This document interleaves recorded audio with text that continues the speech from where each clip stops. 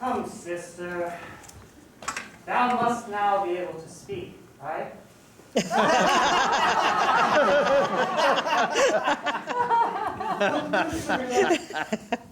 We only have the best intentions for thee in our minds, for thou art our youngest sister. We did make... Not me, brother.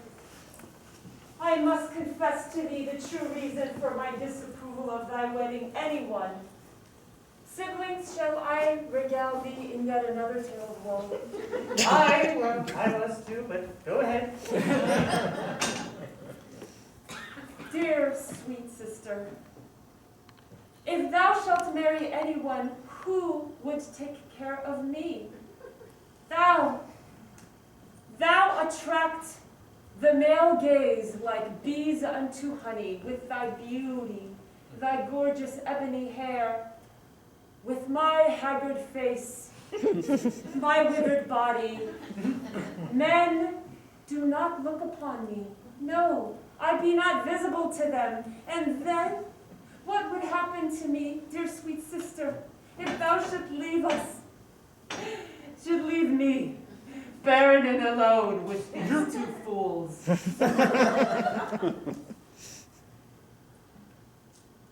Oh, come now. It's still gone? Well, our good sister do tell her tale, but mine is much more of thy heart. For I've heard stories of this James being a cad, laying seed all about town, plowing wherever he will. And I only wish for the best for thee, Cyrilla, a man of the strongest moral integrity for thee, not this James. Thy sister, only wish the best for our entire family, for all we have in this world is the name of our family, a name which has been built upon generation and generation of song, of music, of sharing beauty upon the world. That if word comes to all the land that thou hast separated a marriage between James and Giselle, then what be of our family name? What be of our reputation? Can thou not thinkest of us? Thy woeful siblings, we rest upon thee.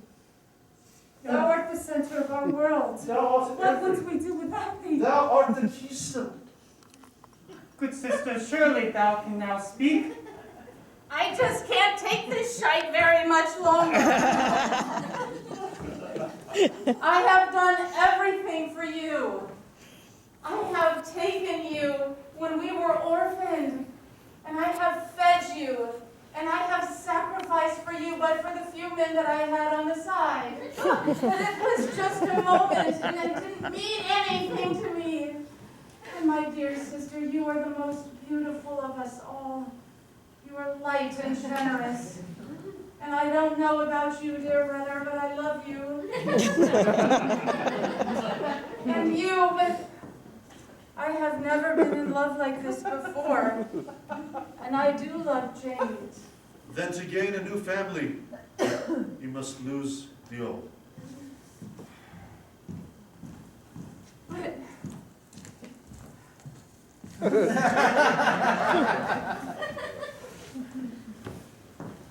oh, what sad tale this is, to love, to have lost my family. Oh, but he's so handsome. It's worth it. Oh, it's so worth it. Brother, sister, James.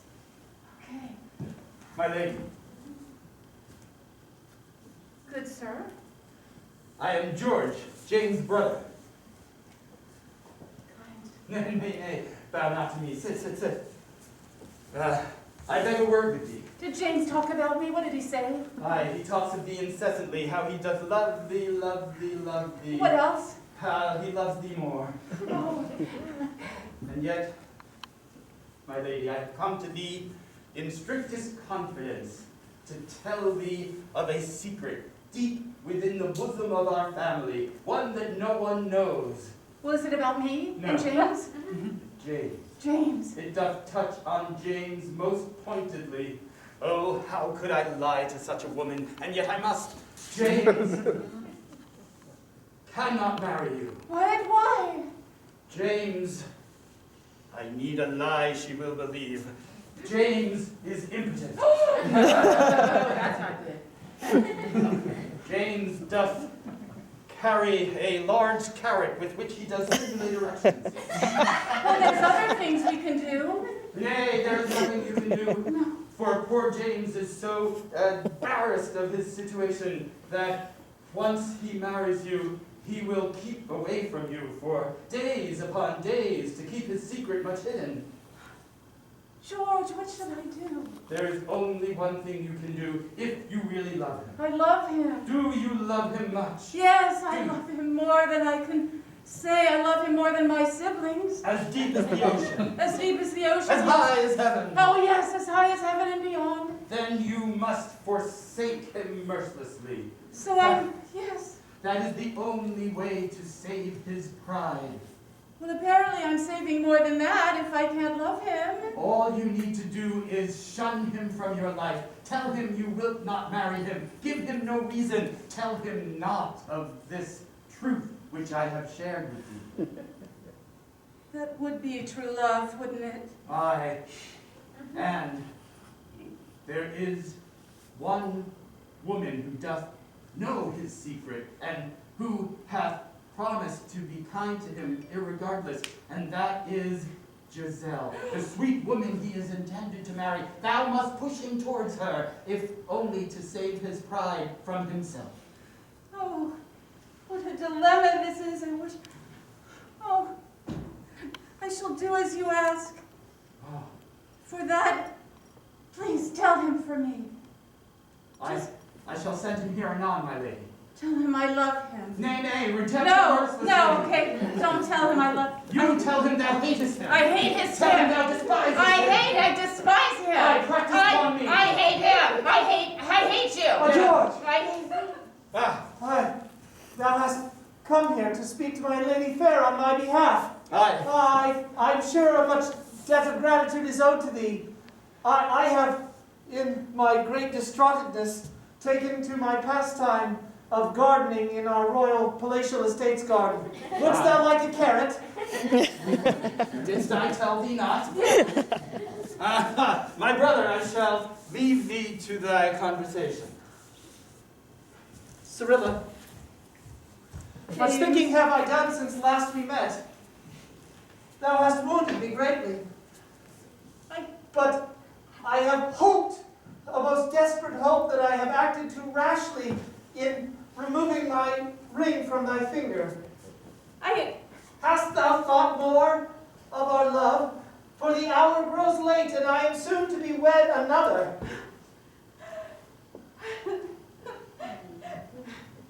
I love thee, Cyrilla. James, stop.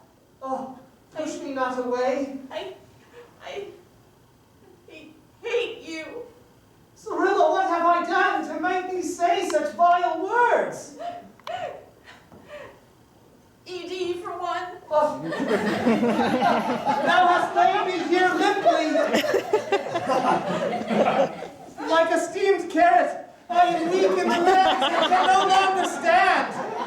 Oh, I am so wounded that thou hast at first presented thyself to me and now forsaken me so. Oh, how I love him. I hate you. Oh, I fear I shall never stand again, hearing these words. And I shall never sing again. I have no more voice anymore, for I do love him. I hate you, James, Oh, and I shall never see you again. then I shall flop over bloodless. Cyrilla! Oh, good brother! Oh, good brother! What ails thee? I have been rejected. What? For the first time in my life. A woman has rejected me. Aye, but 'tis for the best. Now thou canst marry Giselle. George, I can't now marry Giselle. That wedding is still off. James! For I can't think of any other but Cyrilla. And if I can't have her, then I shall have no one. Canst thou not think of me? Only when I hope to last longer at times. Is that not what thou didst mean? You don't even understand that! No, what the hell did that mean? Thou art not accustomed and experienced in the ways of women, that thou wouldst not understand. What did it mean? Nothing, brother, I love thee. Oh, If thou lovest me, then thou would see in mine eyes love doth reign like a tyrant, and hast tasked me to my Loretta. Your breaking of your vow to Giselle keeps her from me. How canst thou, brother James? George, thou wouldst have my heart imprisoned? Thou knowest of my trepidation upon marrying Giselle, which I had experienced even afore meeting Cyrilla. To free thy heart from prison, mine must be banished to a desert then. Aye, George, thou must live in a dry county, in more ways than one. James. But I cannot marry. I shall love no other, for evermore, if it James. not be Cyrilla. If thou shalt not marry Giselle, then I shall no more brother be to you. George, Nay. George, No. George!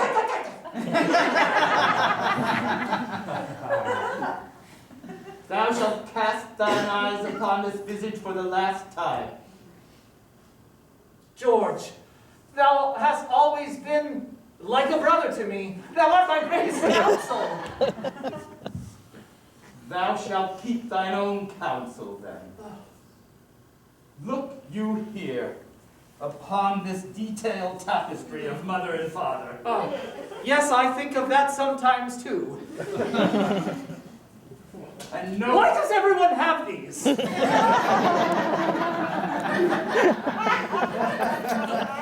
father had 6 made as placemats.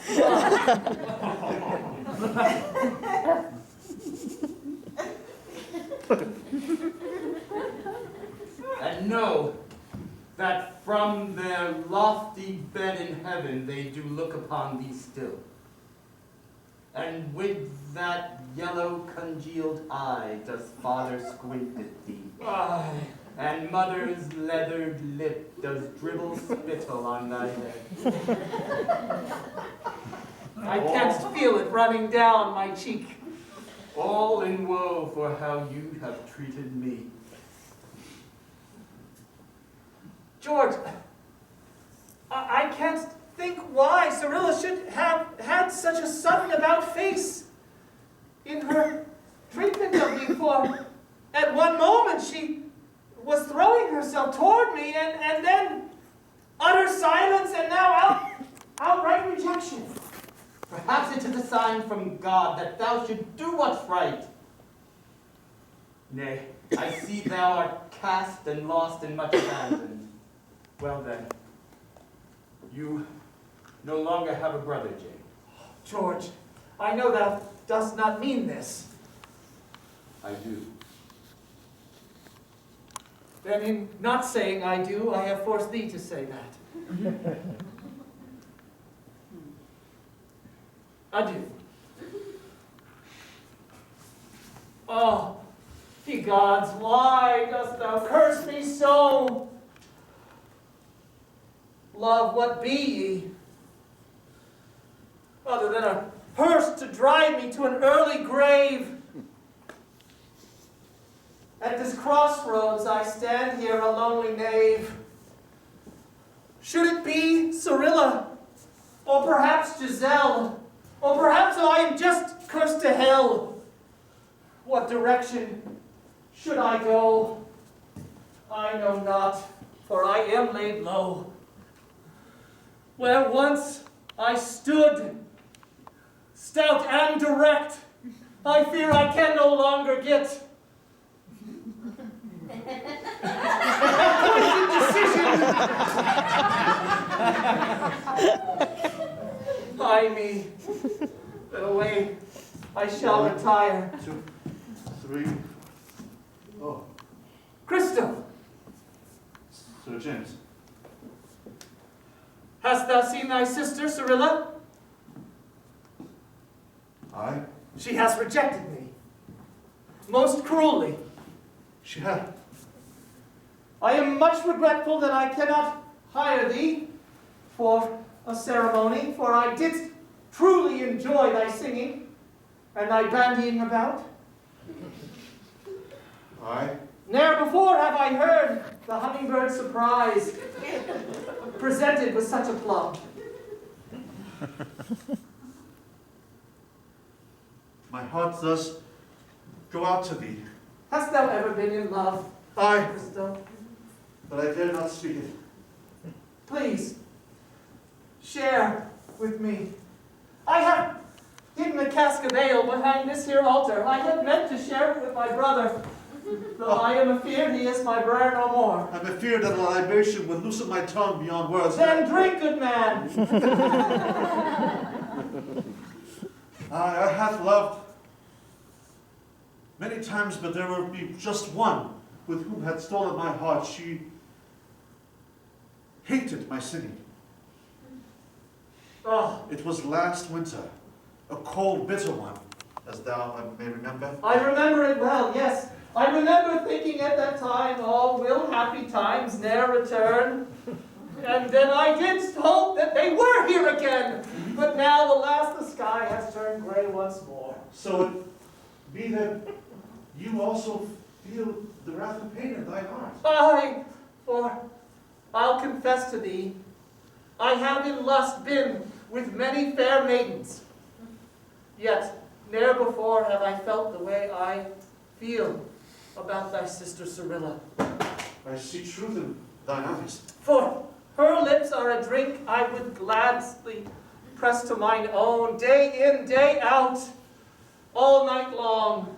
Sir James, your words not only ring of truth, but also bring about such beauty in rhyme and prose. Have you, sir, ever been able to write a song? Nay, nay. I have dabbled. I will offer thee a melody to which words you can sing. La, la, la. Da, da, dee. All these notes echo in my head only as Cyrilla, Cyrilla. Sorilla, sorilla. There's not a lot that rhymes with it. But sing from your heart. Forget rhyme. What truth comes out? For the truth that I had sung for the one which I had loved was not truth enough. For the second, the words, the note was uttered.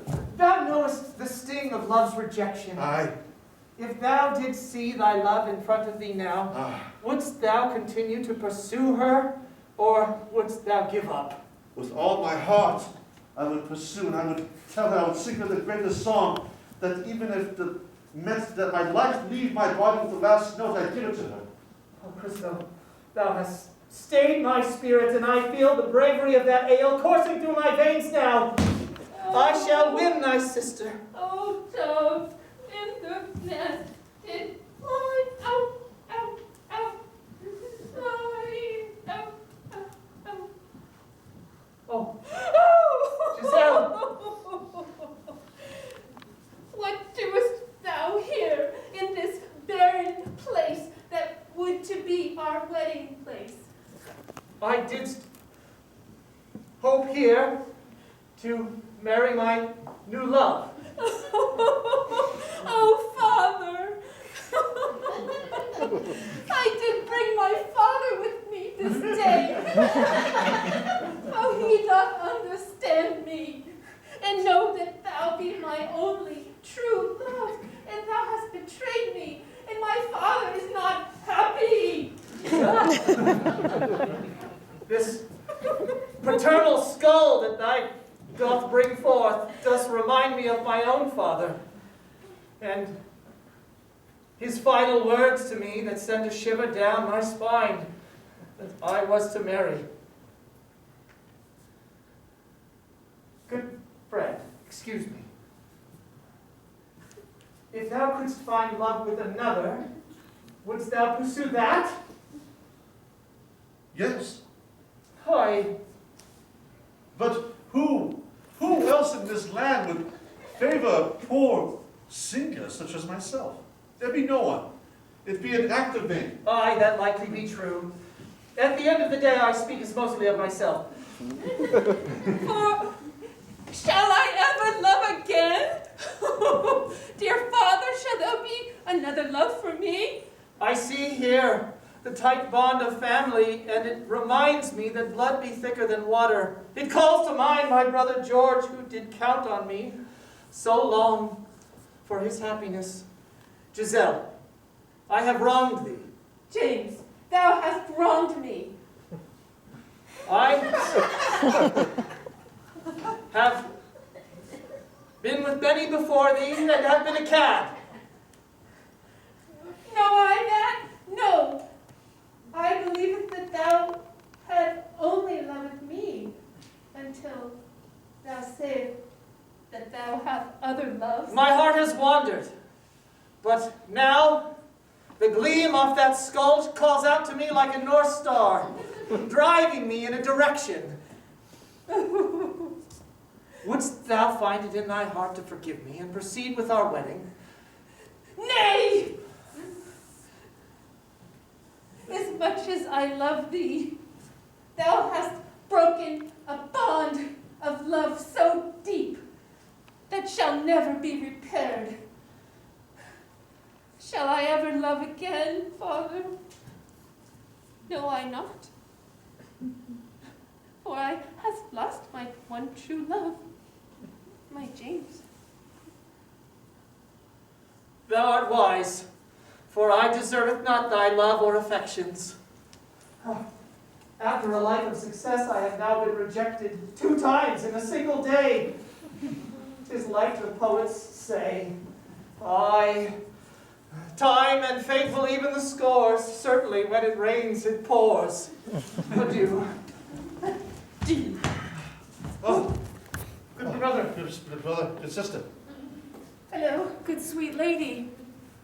This be the lady that hath hired me to play the lyre for her in her sorrow. Speak thee, only of sorrow indeed. Play thy lyre. Brothers, dost thou not see? We don't need our sister. Speakest thou what, Christabel? I say that we be married together. We don't need her to gain coin. We be meritorious of ourselves. Aye. I have regrets, as thou knowest. And lately I regret that we have betrayed our sister and turned our back to her. Aye, such a feeling I do feel as well. For I did see dear Cyrilla sitting in a gutter uttering to herself that song we do sing when our heart hath broken. Aye, and I have just speaken with Sir James, and he hath regaled the pain that he hath felt in his heart, the same pain that I had felt once as well. Aye, and a man, he actually looked at me and called me attractive. Thou art attractive, sister, Aye, and thou art talented, and so am I. and mayhaps